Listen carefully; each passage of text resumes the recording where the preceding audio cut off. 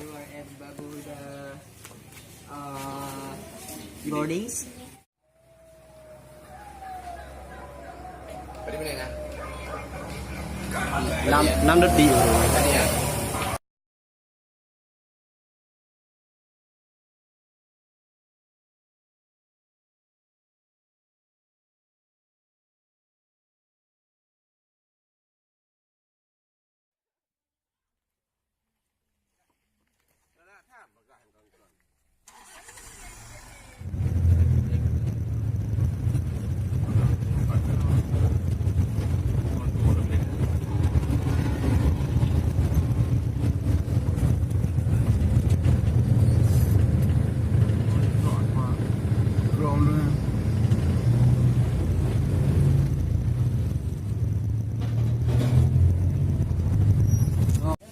Halo guys, ini di Daya.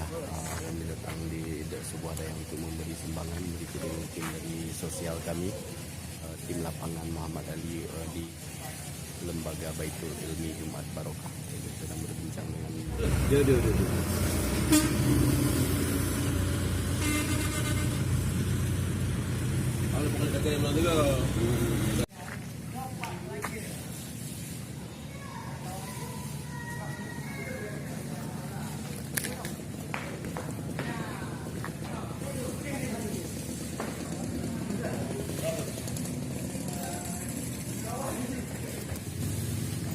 Kita mengecek suasana lapangan di Hidayah yang ingin kami memberi bantuan semua. Kondisi Hidayah. Bagi teman-teman yang ingin berpartisipasi untuk mendonasikan bisa mengirim kami bantuan di nomor rekening yang tertera di deskripsi. Inilah kondisi Hidayah. Bagian belakang musola.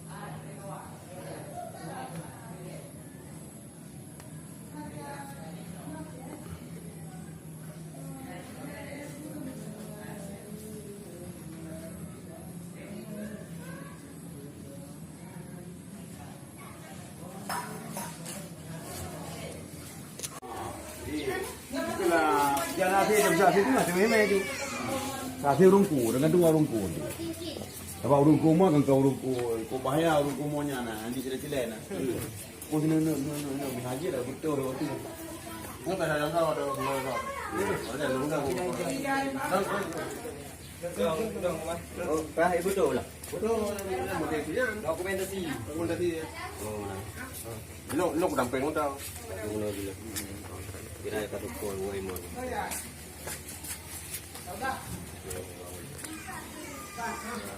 Mak tiga bro. Kan berdiri ya, mana dengan apa? Beda iman nampak. Betul kan iman kali ni. Video.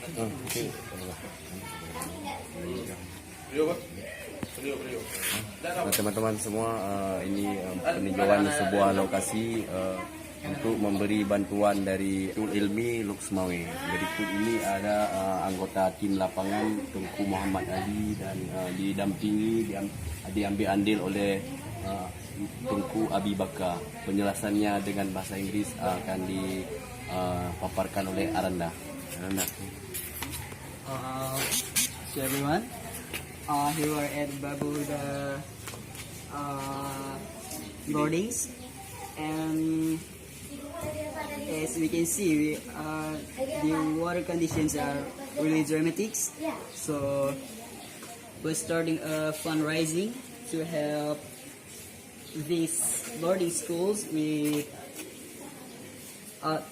to improve the water conditions. Okay. That's all.